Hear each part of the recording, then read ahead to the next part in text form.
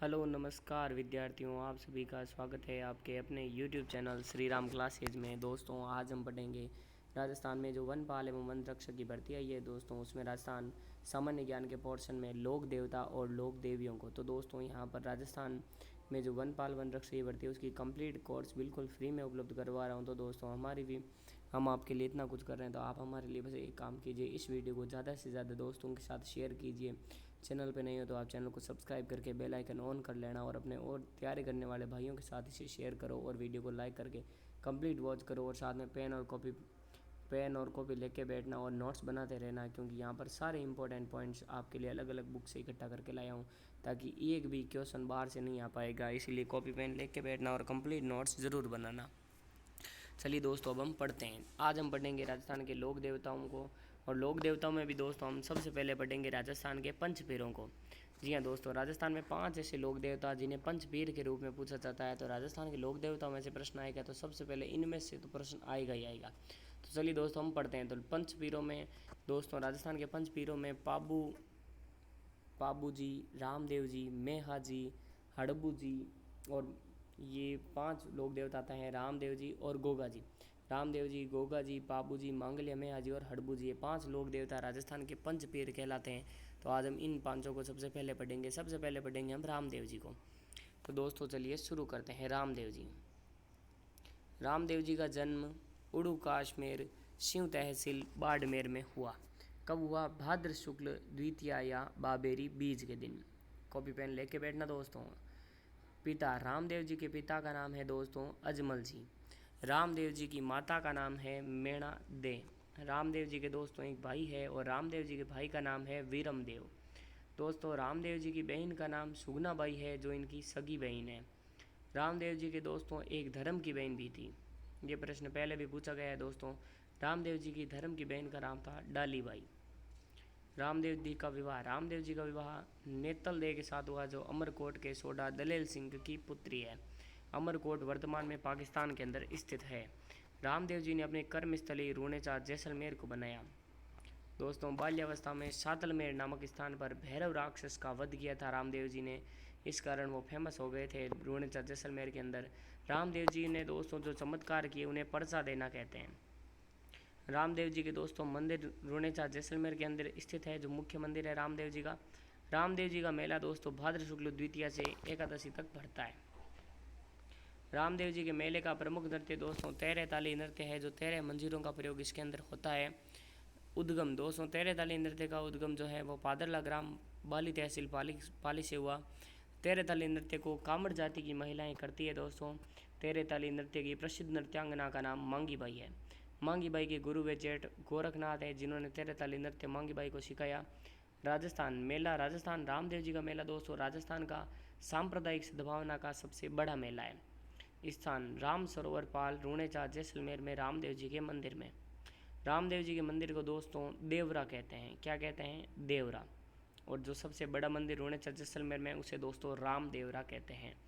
अन्य मंदिर रामदेव जी के अन्य मंदिर सुरता खेड़ा, चित्तौड़गढ़, बिराटिया, अजमेर और मसूरिया जोधपुर में है। रामदेव जी को माना जाता है दोस्तों, रामदेव जी को क्या माना जाता है?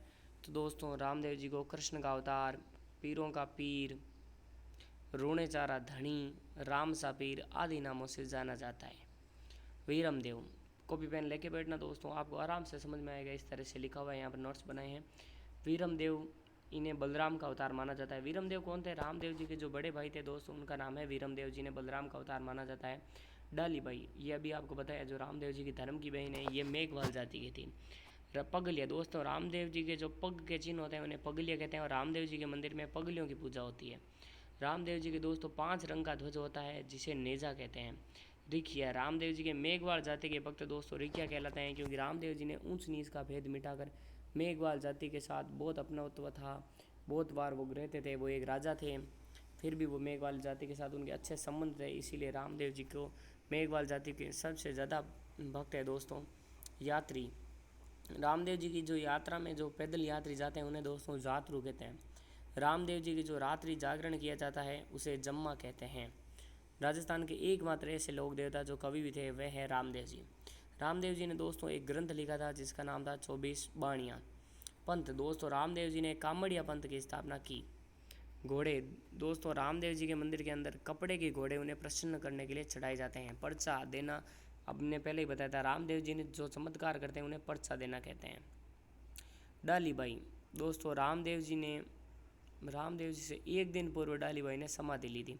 जब कोई व्यक्ति दोस्तों जीवित अवस्था में समाधि लेता है, भूमि के अंदर जाता है, तो उसको समाधि कहते हैं। ध्यान को भी समाधि कहते हैं। कई जगह लोग अग्नि के अंदर प्रवेश करते हैं जीवित, तो उसे अग्नि समाधि कहते हैं। कई लोग समाधि के अंदर जमीन में प्रवेश करते हैं। स्थान, रामदेव जी का जो मंदिर है दोस्तों वह राम सरोवर पहाड़ अरुणाचल जैसलमेर बना है। वहीं डालीबाई और रामदेव जी दोनों की समाधि बनी हुई है। रामदेव जी ने दोस्तों एक आंदोलन चलाया था जिसका नाम है शुद्धि आंदोलन। इस आंदोलन के अंदर दोस्तों इन्होंने जो जबरन मुस्लिम बनवाए गए थे हिंदुओं को, उनको वापस हिंदू बनाने के लिए आंदोलन चलाया था। रामदेव जी ने दोस्तों जो गीत, रामदेव जी की आराधना में जो गीत गाए जाते हैं रामदेव जी के भक्तों द्वारा, उन्हें ब्यावला कहते हैं। फड़, दोस्तों किसी भी लोक देवता की जो प्राचीन काल में कपड़े होते थे, काफ़ी पेज ज़्यादा होते नहीं थे, तो कपड़ों पर चित्र बनाकर किए जाते थे। तो किसी भी लोक देवता के कपड़े पर चित्रित जीवनी को फड़ कहते हैं। फड़ वाचन, रामदेव जी की फड़ का वाचन रावण हत्या वाद्य यंत्र के साथ किया जाता है और मेघवाल व कामड़ जाति दोनों ही जाति के लोग करते हैं। गोगा जी, ओहो गोगा जी, एक मिनट दोस्तों,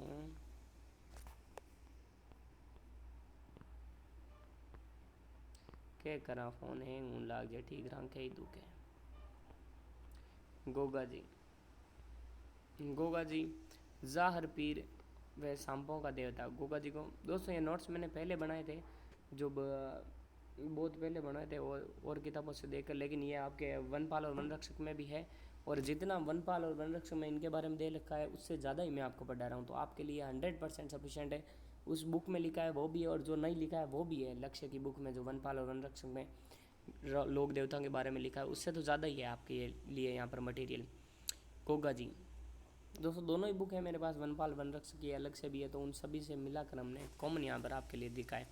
गोगा जी दोस्तों, गोगा जी के नाम जाहर पीर और सांपों का देवता आदि नामों से गोगा जी को जाना जाता है। अच्छा यहाँ तक तो हो गया था, रामदेव जी पूरा हो गया था। गोगा जी का जन्म विक्रम संवत 1003 में ददरेवा चूरू में हुआ। गोगा जी के पिता का नाम जेवर चौहान या जीवराज चौहान है। गोगा जी की माता का नाम दोस्तों बादशल दे। गोगा जी का विवाह केलम दे के साथ हुआ, जो कोलूमंड की राजकुमारी और बूडो जी की पुत्र थी। गोगा जी के गुरु का नाम दोस्तों गोरखनाथ है। गोगा जी के चचेरे भाई का नाम अर्जुन और सरजुन है।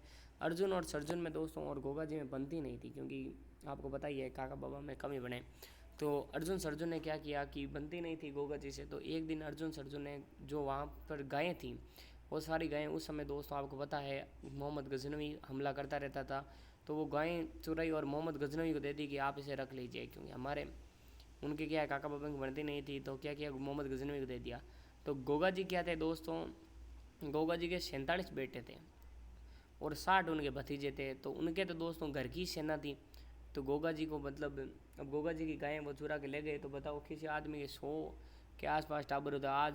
आज मारवाड़ी में दोस्तों कहावत है भाई, 5-10 टाबर हुए जिसकी लाठी उसकी भैंस, जिसके घर में 5-10 बालक होते हैं उसकी गली में चलती है। तो गोगा जी के तो सेना थी एक पूरी 100 के आसपास, 107 तो देखिए दोस्तों उनके घर में ही बेटे और भतीजे मिला के हो गए थे। तो गोगा जी ने क्या किया कि सेना बनाई, अपने बेटों और भतीजों को लिया, और उन्होंने गोगा जी ने क्या किया मोहम्मद गजनवी पर हमला कर दिया। और इस युद्ध में क्या हुआ, उन्होंने मोहम्मद गजनवी को हराया और गायों को मुक्त करा लिया। लेकिन क्या हुआ कि गायों से मुक्त करा कर जब वो वापस आ रहे थे, मोहम्मद गजनवी को हरा दिया था दोस्तों। और दोस्तों कहते हैं कि मोहम्मद गजनवी से जब युद्ध किया तो मोहम्मद गजनवी ने उन्हें ज़ाहर पीर कहा था। क्या कहा था? ज़ाहर पीर। ज़ाहर पीर का मतलब होता है जिंदा पीर। और जब वो वापस आए तो रास्ते में क्या हुआ, उनके जो अर्जुन और सरजुन है चचेरे भाई, काका बेटे भाई, वो और आ गए रास्ते में, और देखा कि भाई अभी वो थोड़े घायल हैं गोगा जी, तो मौके का फ़ायदा उठाया और अर्जुन सरजुन ने उन पर हमला कर दिया। तो जब हमला किया तब गोगा जी क्या हो गए, वीर गति को प्राप्त हो गए। युद्ध में गोगा जी जब युद्ध लड़ रहे थे, तो इस युद्ध में दोस्तों क्या हुआ कि गोगा जी का जो सर है वो ददरेवा चूरू में गिरा, और उनकी धड़ है जो दोस्तों वो गोगा मेडी नौर तहसील हनुमानगढ़ तक पहुंच गई। तो सिर गिरा चूरू के अंदर, इसलिए ददरेवा चूरू को शीर्ष मेडी कहते हैं। और उनका धड़ है यानी सिर के अलावा जो ब्रेस्ट बचा, बाकी बचा शरीर है, वो सारा गोगा मेडी में गिरा, तो उसको धुर मेडी कहते हैं। धड़ गिरा इसलिए धुर मेडी। मंदिर गोगा मेडी में धुर गिरा, वहीं पर उनका मुख्य मंदिर है। तो मंदिर गोगा मेडी नौर तहसील हनुमानगढ़ में है, जिसकी आकृति दोस्तों मकबरे नुमा है। किसके नुमा? मकबरे नुमा। मंदिर का निर्माण दोस्तों फिरोज शाह तुगलक ने करवाया और वर्तमान स्वरूप में बाद में उसकी मरम्मत थोड़ी करवाई, उसमें थोड़ा काम दाम करवा के आज जो वर्तमान स्वरूप में उसको लाने का श्रेय गंगा सिंह को है, गंगा सिंह बीकानेर के महाराजा। गोगा मेडी के मुख्य द्वार पर जो मेन गेट है दोस्तों, किसी भी मंदिर का मेन गेट होता है, तो वैसे गोगा मेडी के मुख्य द्वार पर बिस्मिल्लाह अंकित है। क्या अंकित है? बिस्मिल्लाह। पूजा 1 माह हिंदू करते हैं और 11 माह कायम खानी मुसलमान करते हैं। देखिए दोस्तों, हिंदू मुसलमान दोनों पूजा कर रहे हैं इस मंदिर के। मेला भाद्र कृष्ण नवमी को गोगा मेडी में यहाँ पर मेला लगता है। गोगा जी की ओल्डी दोस्तों सांचौर जालौर में है। गोगा राखड़ी जिसमें 9 गांठ होती है वह हल व हाली को बांधी जाती है। और यहाँ पर दोस्तों वापस लिखा है मारवाड़ के पंचपीर रामदेव जी, मेहा जी, गोगा जी, पाबू जी और हड़बू जी। पाबू जी दोस्तों प्लेग रक्षक देवता। पाबू जी का नाम क्या है? प्लेग रक्षक देवता, ऊँटों का देवता, हाड़ फाड़ के देवता, लक्ष्मण का अवतार, रेवारी जाति का रहते देव आदि नामों से पाबू जी को जाना जाता है। पाबू जी का जन्म कोलूमंड फड़ोदी जोधपुर में हुआ। पाबू जी के पिता का नाम दांदल जी राठौड़, माता का नाम कमला दे। पाबू जी का विवाह सुप्यार देह या फूलम देह के साथ हुआ। और ये जो फूलम देह है वह अमरकोट के सोडा सूरजमल की पुत्री थी। अमरकोट वर्तमान में पाकिस्तान में पड़ता है। पाबू जी के दोस्तों एक बेनोई था जो पावना होते हैं, वह थे जिंदराव खिंची। पाबू जी के पास दोस्तों एक घोड़ी थी जिसका नाम था केसर कालमी, जो उन्हें देवल चारणी ने दी थी। दोस्तों इस घोड़ी के बारे में कहानी है कि बेर यहाँ से शुरू होता है कि जो देवल चारणी होती है इसके पास एक घोड़ी होती है केसर कालमी नाम की। ये घोड़ी बहुत ही सुंदर होती है। तो दोस्तों क्या होती है, जब पाबू जी और जिंदराव खिंची दोनों ही जाते हैं यहाँ पर घोड़ी लेने के लिए, तो केसर कालमी क्या करती है, देवल चारणी ये घोड़ी पाबू जी को दे देती है, जिंदराव खिंची को नहीं देती है, जिससे जिंदराव खिंची नाराज़ हो जाता है। और जिंदराव खिंची क्या करता है, देवल चारणी की गायें चुरा लेता है और गायें चुरा कर निकल जाता है। तब देवल चारणी कहती है कि जब भी मेरी गायों पर या मुझ पर कोई मुसीबत आएगी तो ये घोड़ी हिन हिन आएगी, और जब ये घोड़ी हिन हिन आए तब आपको मेरी मदद करने के लिए आना होगा। तो कहते हैं कि जब पाबू जी का विवाह होने वाला है, तब पाबू जी विवाह चल रहा होता है, जब 3.5 फेरे लेते हैं तब जो घोड़ी बाहर खड़ी होती है विवाह मंडप के बाहर, ये हिन हिनाने लगती है और अपने पैर को आगे से यूँ रगड़ने लगती है। तब पाबू जी को पता लगता है कि देवल चारणी पर कोई मुसीबत आ गई है, क्योंकि जिंदराव खिंची क्या करता है, इनकी गायें चुरा के ले जाता है देवल चारणी की। तब पाबू जी जाते हैं दोस्तों अपने जीजा जी जिंदराव खिंची से जमाई से लड़ने के लिए। तो पाबू जी 3.5 फेरे से उठते हैं। इसीलिए दोस्तों पाबू जी के जो अनुयायी होते हैं वो भी कितने फेरे लेते हैं, 3.5 फेरे लेते हैं। इस युद्ध के अंदर दोस्तों पाबू जी वीर गति को प्राप्त हो जाते हैं। गायें तो छुड़ा लेते हैं लेकिन वीर गति को प्राप्त हो जाते हैं। पाबू जी को राजस्थान में सर्वप्रथम ऊँट लाने का श्रेय दिया जाता है। ऊँट बीमार होने पर पाबू जी की पूजा की जाती है। और दोस्तों राजस्थान में क्या होता है कि मारवाड़ी में एक कहावत भी है, मतलब मारवाड़ी लोग कहते हैं कि जो ऊँट होते हैं उसके पहले 5 पैर थे, तो जो बीच वाला पैर था वो चलने में दिक्कत होती थी ऊँट को, इसलिए पाबू जी ने एक लात मारी और ऊँट का जो पैर है वो एक कम हो गया, क्योंकि ऊँट के नीचे पैर नुमा आकृति होती है एक 220 के अंदर, जो कि ये तो एक लोकोक्ति है, ऐसा नहीं है, ये बस पाबू जी फेमस हुए उस समय इसलिए कहावत होगी। लेकिन पाबू जी को दोस्तों राजस्थान में ऊँट लाने का श्रेय दिया जाता है। और आपको बता दें कि राजस्थान में टोटल भारत के 75% से भी ज़्यादा यानी 75% से ज़्यादा ऊँट अकेले राजस्थान के अंदर है। और राजस्थान का जहाज़ भी दोस्तों ऊँट को कहा जाता है। और BSF बॉर्डर सिक्योरिटी फोर्सेज भारतीय सेना भी ऊँटों का उपयोग करती है अपनी सेना में। आगे देखते हैं दोस्तों फड़ वाचन। पाबू जी की जो फड़ है, फड़ आपको बताई दे दोस्तों, कपड़े पर चित्रित किसी भी लोक देवता की जीवनी। पाबू जी की फड़ का वाचन नायक जाति के भोपे करते हैं। राजस्थान की सबसे लोकप्रिय फड़ कौन सी है? पाबू जी की फड़, जो रावण हत्ता वाद्य यंत्र के साथ बांधी जाती है। रावण हत्ता में 9 तार होते हैं। कितने तार होते हैं? 9 तार। पाबू जी के पवाड़े नायक व रेबारी जाति के लोग माठ वाद्य यंत्र के साथ गाते हैं, नायक और रेबारी। और दोस्तों ऊँट जो होते हैं ना, नॉर्मली राजस्थान के अगर कहीं पूछ ले आपको तो सबसे ज़्यादा जो गाँवों के अंदर ऊँट होते हैं, और गाँवों के अंदर नॉर्मली सबसे ज़्यादा रायका या रेबारी जिनको रायका भी कहते हैं दोस्तों, इस जाति के लोग ऊँट रखते हैं। तो ऊँटों के आराध्य देव पाबू जी होते हैं। और ऊँट के बीमार होने पर इनकी पूजा की जाती है। प्रश्न पहले भी पूछा गया है। और ऊँट का जो दूध होता है दोस्तों, ये इसकी खासियत ये होती है कि ऊँट का दूध पीने से आदमी ज़्यादा लंबा होता है, लंबाई में वृद्धि अधिक होती है। सबसे ज़्यादा ऊँट राजस्थान में ही है भारत के। और लाने का श्रेय किनको जाता है? पाबू जी को।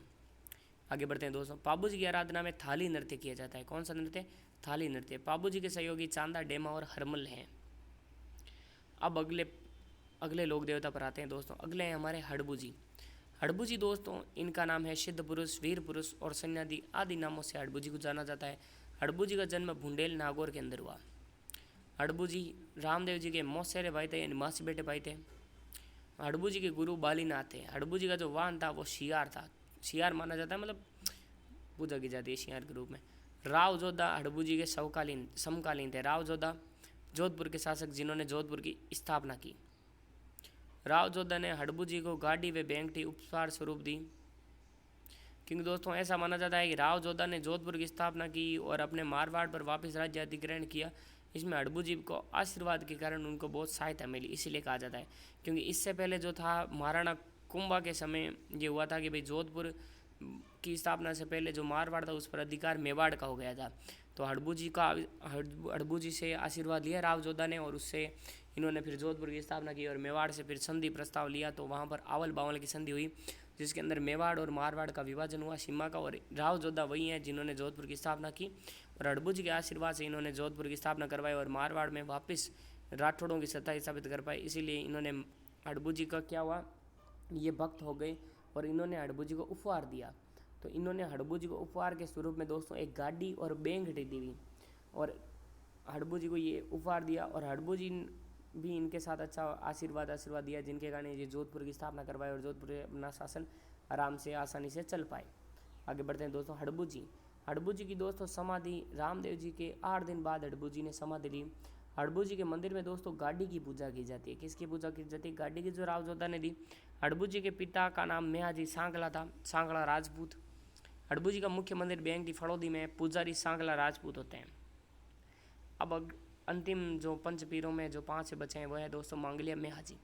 मांगलिया मेहाजी का जन्म बाफणी जोधपुर में हुआ भाद्र कृष्ण अष्टमी के दिन। मांगलिया मेहाजी का जो लालन पालन है दोस्तों, यानी मतलब जो रख रखा उनके ननिहाल वालों, नांदेड़ हुए जो मम्मी के घर वालों, ननिहाल वालों ने किया। वो जिनकी जो ननिहाल वाले थे जो दोस्तों, उनकी जाति मांगलिया थी। अब वो ननिहाल में रहते थे क्योंकि नांदेड़ थोड़ा लाड गणोरा के, तो ननिहाल में रहते थे, इसीलिए उनको भी ननिहाल वालों की जाति मांगलिया थी, तो इनकी जाति इनको भी मांगलिया कहा जाने लगा। नाम इनका मेहाजी। मांगलिया मेहाजी के जो घोड़ा है उसका नाम किरड़ काबरा है। दोस्तों 5 लोक देवता हमने पढ़ाए, 500 के घोड़ों के नाम आपको याद कर लेने, जो भी घोड़े हैं उनके नाम याद कर लेने, क्योंकि बहुत बार परीक्षा में घोड़ों के नाम पूछे जाते हैं कि इस लोक देवता के घोड़े का क्या नाम है या केसर काल में किस लोक देवता की घोड़ी है, तो ये आपको याद कर लेना है। पुजारी सभी लोक देवताओं की करनी है, लेकिन पंचवीरों में तो इंपॉर्टेंट है, वहाँ से तो आएगा ही आएगा। मांगलिया मेहाजी के पुजारी के संतान नहीं होती है, ये गोद लेकर अपना वंश चलाते हैं, यानी संतान नहीं होती, गोद लेकर वंश चलाते हैं। जैसलमेर के राव रणंगदेव भाटी से युद्ध करते हुए ये वीर गति को प्राप्त हुए।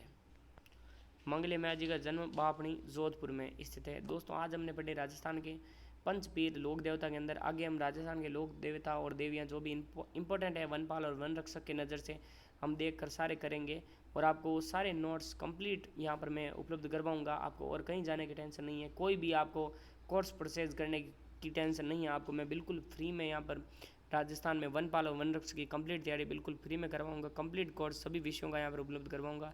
तो प्लीज़ अब आप हमारी भी एक हेल्प कीजिए, इस वीडियो को ज़्यादा से ज़्यादा लाइक कीजिए, अपने दोस्तों के साथ शेयर कीजिए, व्हाट्सअप, फेसबुक, यूट्यूब, इंस्टाग्राम, जहाँ से भी कर सकते हो ज़्यादा से ज़्यादा लोगों के साथ शेयर कीजिए। और चैनल पर नहीं हो तो मेरे भाई चैनल को सब्सक्राइब कर लो और बेल आइकन भी दबा दो, नोटिफिकेशन बेल आइकन, और वीडियो को लाइक कर दो। फिर मिलेंगे एक नई वीडियो में, तब तक के लिए जय हिंद, जय भारत, जय राजस्थान।